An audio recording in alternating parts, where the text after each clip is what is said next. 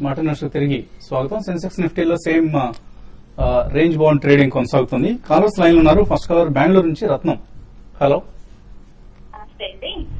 నమస్తే అండి. JK bank గురించి చెప్పండి కొంచెం. ఇదేమి జేకే టైర్సా? JK bank Jammu Kashmir bank అండి. అది చాలా పడిందండి వేళ. దాని గురించి వివరం ఎందుకు పడింది, కొనుక్కోవడానికి ఇప్పుడు మీరు ఎక్కడ ఏ రేట్లో ఉన్నాయి మీ దగ్గర? లేవండి, తీసుకుందామనేసి ఉందాం అనుకుంటున్నారు. Okay okay. అవునండి. కొద్దిగా కాంట్రవర్సీ నడుస్తోందండి. జేఎండ్కే బ్యాంక్ సంబంధించి ఎన్పీఎస్ పరిస్థితిని వాళ్ళు దాచిపెట్టారు.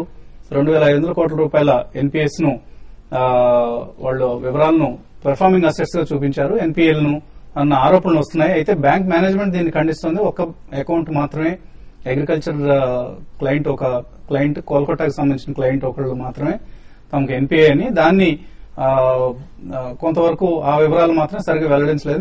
మిగతా అంతా సవ్యంగానే ఉందంటూ బ్యాంక్ చెప్తోంది. సో తమ బ్యాలెన్స్ షీట్స్ కూడా 5 ఆడిటర్స్ వెరిఫై చేశారు.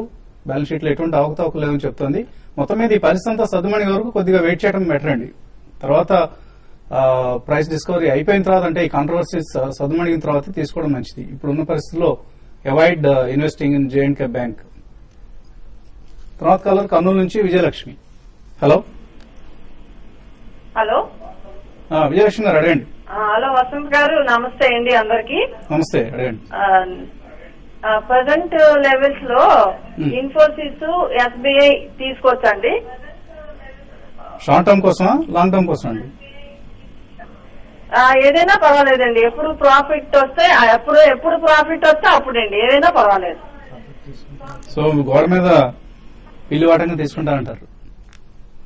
ఇన్ఫోసిస్, ఎస్బీఐ ప్రధానంగా ఎక్కువగా షార్ట్ టర్మ్ గురించి అడుగుతున్నట్లుగా అనిపిస్తుంది. ఎస్బీఐ విషయానికి వస్తే ఇప్పుడు కూడా మనం చూస్తున్నాం కొంత వీక్ గా ఉందండి. మీరు మరీ ఒక 1 వీక్ కోసం అయితే మాత్రం కొంచెం అవాయిడ్ చేయమని చెప్తానండి. దగ్గర 50 రూపాయల నష్టంలో ఉంది. ఇంకొక 50 రూపీస్ దాకా కరెక్షన్ ఈ స్టాక్ లో రావడానికి అవకాశం ఉంది. రీసెంట్ గా రిజల్ట్ వచ్చినాక చాలా స్టాక్ 1 డేలో 10% పెరగడం చూసాము. కాబట్టి అరౌండ్ 2460 ఆ లెవెల్ కి వచ్చినప్పుడు మీరు ఎస్బీఐని బై చేయొచ్చు. అయితే ఇన్ఫోసిస్ మాత్రం స్లోగా ఈ లెవెల్ నుంచి కొంచెం పెరగడానికి అవకాశం ఉంది. బ్యాడ్ న్యూస్ అంతా అయిపోయి స్టాక్ కూడా బాగా రీసెంట్ గా మంచి కరెక్షన్ చూసాం. కాబట్టి ఇన్ఫోసిస్ అయితే మీరు ఇమీడియట్ గా పొజిషన్ తీసుకోండి. ఎస్బీఐకి మాత్రం కొంచెం వెయిట్ చేయండి. వెయిట్ చేసి ఒక 60 to 80 రూపీస్ డిప్ వచ్చినప్పుడు మీరు కరెంట్ అవర్స్ నుంచి బై చేయమని సజెస్ట్ చేస్తానండి. సో నారాయణమూర్తి గారు అతి త్వరలోనే సీఈఓ అపాయింట్మెంట్ ను పూర్తి చేస్తారన్న నమ్మకం మార్కెట్స్ లో కనిపిస్తుంది. మేబీ నెక్స్ట్ వీకే ఇది జరిగినా కూడా మనం ఆశ్చర్యపోనవసరం లేదు. కొత్త సీఈఓ అనౌన్స్మెంట్, ఎందుకంటే ఇప్పటిదాకా కంపెనీకి సంబంధించి రకరకాల బ్యాడ్ న్యూస్ మార్కెట్స్ లో ఉన్నాయి. ఇవి కొంత తుడిచిపెట్టేసి బ్యాడ్ నేమ్ ని మళ్లీ కంపెనీ పెర్ఫార్మెన్స్ ని గాడిలో పెట్టే ప్రయత్నం చేస్తారు నారాయణమూర్తి అన్న అంచనాలు మార్కెట్ లో ఉన్నాయి. సో ఇక్కడ నుంచి కొంచెం మీరు 2-3 ప్రైస్ పాయింట్స్ లో తీసుకునే ప్రయత్నం చేయండి ఇన్ఫోసిస్ టెక్నాలజీస్ ని. గుంటూరు నుంచి రామ్మోహన్ రావు. హలో, ఏదండి? శ్రీరామ్ ఇచ్చేసి 120 బై చేశాను. ఓకే, ఇప్పుడు ఏం చేయమంటారు? స్టాక్ 38 శ్రీరామ్ ఈపీసీ ట్రెండ్ చూస్తే కనుక స్టాక్ బాగా వీక్ గానే కనిపిస్తుందండి. చాలా మైనర్ అప్ ట్రెండ్ తోటి ఈ మధ్య కాలంలో కొంచెం 27 రూపీస్ నుంచి 40 రూపీస్ వరకు పెరగడం జరిగింది. సో బేరిష్ ట్రెండ్ నుంచి ఇంకా బయటకు రాకపోతుంది. నా ఉద్దేశం మీ రేట్ రావాలంటే కొంచెం సమయం పట్టే అవకాశం ఉంది. నా ఉద్దేశం ఏమైనా ర్యాలీ వచ్చిందంటే కనుక హైయర్ రేట్లో ఎక్సిట్ అవడం వచ్చింది. బట్ ప్రస్తుతానికి చేసేది హోల్డ్ చేయండి కొంచెం. జ్యోతి హైదరాబాద్ నుంచి తర్వాత కాలర్. హలో హలో, ఆశ్రమైకర్ నేను 90 రూపీస్ లో కొన్నానండి. అది ఇప్పుడు ఎక్కడ ఎగ్జిట్ అవ్వాలి, ప్లస్ యూనిటెక్ కొనాలనుకున్నాను, కొనొచ్చా? Astra Microwave FDI in defence, ఇది ఇప్పుడు బజ్ వర్డ్ గా ఉంది. అండ్ ఆస్ట్రా మైక్రోవేవ్ కూడా వన్ ఆఫ్ ది బెనిఫిషరీస్ అయ్యే అవకాశం కనిపిస్తుంది. సో డెఫినెట్ గా next 3 to 6 months is going to be exciting period for BEL కావచ్చు, చిన్న కంపెనీలు లైక్ ఆస్ట్రా మైక్రోవేవ్ కావచ్చు. టెక్నికల్ గా ఎలా ఉంది? ఆస్ట్రా మైక్రో అయితే ఈ రోజు కూడా చూసాము 15% దాకా పెరగడం చూసాము. మీరు ఆల్రెడీ మీకు ఉన్నాయంటున్నారు కాబట్టి ఇప్పుడు నియర్ టర్మ్ లో దగ్గర 120 దాకా పెరగడానికి అవకాశం ఉంది. ఇది న్యూస్ వల్ల ఈ స్టాక్ మనం చూస్తున్నాం. ఎఫ్డీఏ డిఫెన్స్ వాటికి ఎక్కువ స్పెండింగ్ అనేది ఉండే అవకాశం ఉందనే ఉద్దేశంతో పెరుగుతున్నాయి. ఏదైనా కూడా కరెంట్ లెవెల్స్ నుంచి 120 to 140 దాకా పెరగడానికి అవకాశం ఉంది. మీరు ఆల్రెడీ ఉంటే మాత్రం హోల్డ్ చేయండి. యూనిటెక్ విషయానికి వస్తే ఇది హై బీటా స్టాక్ అండి. మనం చూసాం రీసెంట్ గా 12 రూపీస్ నుంచి 30 రూపీస్ దాకా వచ్చి మళ్ళీ 25 రూపీస్ దాకా రావడం బాగాలేకపోయినా కూడా స్టాక్ అయితే స్ట్రాంగ్ గా పెరుగుతుంది. దానికి హై బీటా స్టాక్స్ ఇంకోటి పడ్డం కూడా చూస్తే మనకి 56 రూపాయల నుంచి 11 రూపాయలకు వచ్చింది. కాబట్టి డెఫినెట్ గా ఇటువంటి రీబౌండ్ అనేది చాలా స్ట్రాంగ్ రీబౌండ్ ఉంటుంది. At the same time market correction వచ్చినప్పుడు కూడా అది యాక్టివ్ గా పార్టిసిపేషన్ కరెక్షన్ లో ఉంటుంది. కాబట్టి అరౌండ్ 22-24 ఆ లెవెల్స్ కి ఈసారి వచ్చినప్పుడు మీరు దాన్ని పిక్ చేసుకోండి. మళ్ళీ మార్కెట్స్ పెరిగినప్పుడు డెఫినెట్ గా పార్టిసిపేషన్ అనేది యూనిటెక్ లో ఉండే అవకాశం ఉందండి. ఒంగోలు నుంచి Tirumalarao, hello. GVK power long term లో తీసుకోవచ్చండి. జీవీకే పవర్ చాలా డిసప్పాయింటింగ్ రిజల్ట్ ప్రకటించింది కంపెనీ. Compare to GMR and other better results GVK కావచ్చు, ల్యాంకో కావచ్చు, బాగా డిసప్పాయింట్ చేశాయి. జీవీకి ఈ మధ్య కొంచెం టెక్నికల్ గా పెరిగింది, మన 7 రూపీస్ నుంచి 20 రూపీస్ వరకు. కానీ నేను కొంచెం నెగిటివ్ గా స్పందించింది కాబట్టి నా ఉద్దేశం ఫర్దర్ కరెక్షన్ అనేది కంటిన్యూ అయ్యే అవకాశం కనిపిస్తుంది. బట్ కానీ లోయర్ రేట్ లో చూస్తే కనుక 12 రూపీస్ దగ్గర 11 రూపీస్ దగ్గర మేజర్ లాంగ్ టర్మ్ సపోర్ట్ ఉంది. ఆ లెవెల్ కి వస్తే కనుక డెఫినెట్లీ గుడ్ బయింగ్ పాయింట్ అవుతుంది. సో ప్రస్తుతానికి వెయిట్ చేయండి. డిప్ లో కొంచెం కన్సాలిడేషన్ అయ్యి పాజిటివ్ న్యూస్ వచ్చిన తర్వాత డిప్ లో బై చేయొచ్చు. రమేష్ కాసన అడుగుతున్నారు, ఇటీవలే ఎన్పిఎస్ అకౌంట్ తీసుకున్నారు ఆయన షీల్ ద్వారా, stock holding corporation of India ద్వారా, పాయింట్ ఆఫ్ ప్రెజెన్స్ నుంచి. పిఆర్ఏఎన్ నెంబర్ కూడా వచ్చింది, ఐ థింక్ పీపీఏఎన్ నెంబర్ అని అనుకుంటాను. ఇది టైర్ 1, టైర్ 2 అకౌంట్స్ రెండు ఉన్నాయి.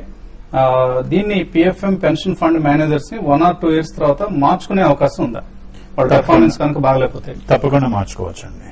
సో ఈ ప్రస్తుతం ఉన్న వాళ్ళు ఎవరి పెర్ఫార్మెన్స్ బెటర్ గా ఉందని మీ దృష్టికి వచ్చింది? అంటే ఇంకా వీళ్ళు పెర్ఫార్మెన్స్ ఇంకా మార్కెట్ లోకి అందరికి ఇంకా అవైలబుల్ లోకి రాలేదండి. మార్కెట్ డేటా అనేది ఇంకా క్లియర్ గా ఓపెన్ గా ఇంకా రాలేదు. బట్ ఎల్ఐసి అనేది it is doing best performance so far. So default గా ఏది మీరు ఆప్షన్ సెలెక్ట్ చేసుకోకపోతే ఎల్ఐసి మేనేజ్ చేస్తుంది. అండ్ వీళ్ళకి ఇండివిజువల్ పెర్ఫార్మెన్స్ లో ఏ బ్యాంకరు మళ్ళా కూడా రీస్ట్రక్చర్ అయింది రీసెంట్ గా, ఇంకొక చేంజెస్ రాబోతున్నాయి. అండ్ ఇంతకుముందు ఉన్న కాస్టింగ్ నుంచి ఇంకా తక్కువకి కోట్ చేయమని చెప్పేసి మనం అడగటంతో కొత్త కంపెనీస్ కూడా రాబోతున్నాయి. సో పెర్ఫార్మెన్స్ మీరు తప్పకుండా చేంజ్ చేసుకోవచ్చు. But LIC is the best one. Okay, so మీరు టైర్ 1, టైర్ 2 అకౌంట్స్ రెండు తీస్తున్నామని చెప్తున్నారు. సో టైర్ 1 లో మీకు మీ ఇష్టం వచ్చినంత ఎక్కువగా కంట్రిబ్యూట్ చేసుకోవచ్చు, ఈవెన్ టైర్ 2 లో కూడా. సో మీరు మ్యాండేటరీగా, అంటే మీరు ప్రభుత్వ ఉద్యోగ లేదా ప్రైవేట్ ఉద్యోగం అన్నది ఇందులో మెన్షన్ చేయలేదండి. ప్రభుత్వ ఉద్యోగం అయితే మ్యాండేటరీగా 10% కట్ అవుతుంది అండ్ గవర్నమెంట్స్ కంట్రిబ్యూషన్ ఎంత 10% వస్తుంది.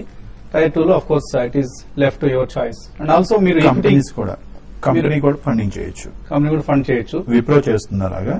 ఓకే, సో మీరు ఏ కంపెనీలో చేస్తున్నారన్నది కూడా క్లియర్ గా ఇస్తే ఇంకా మరి కొంత బెటర్ గా మీకు సలహా ఇచ్చే ప్రయత్నిస్తాం. అలాగే మీరు అడిగారు ఎన్పిఎస్ లో 10,000 చేయడం బెటరా, స్టాక్స్ లో 10,000 మంత్లీ ఇన్వెస్ట్ చేయడం బెటర్ అని. అది మనం చెప్పడం కష్టం అండి. మీరు మీ రిస్క్ ప్రొఫైల్ బట్టి ఉంటుంది. స్టాక్స్ లో చేస్తే మీకు షార్ట్ టర్మ్ లో అయితే మీకు ఒకవేళ ఒక్కొక్కసారి నష్టం వచ్చే అవకాశం ఉంటుంది. Though in the long run you may get better returns, but there is no guarantee అండి. అదర్వైజ్ మీరు ఎన్పిఎస్ లో అయితే మీకు ఒక సర్టన్ ఫిక్స్డ్ రిటర్న్ కి ఒక అక్కడ కూడా గ్యారంటీ ఏది ఉండదు. మీరు సెలెక్ట్ చేసిన ఆప్షన్ బట్టి ఉంటుంది. ఆప్షన్ ఏబిసిలో ఏ ఆప్షన్ సెలెక్ట్ చేస్తున్నారన్న దాన్ని బట్టి రిటర్న్ ఆధారపడి ఉంటుంది. అవునండి.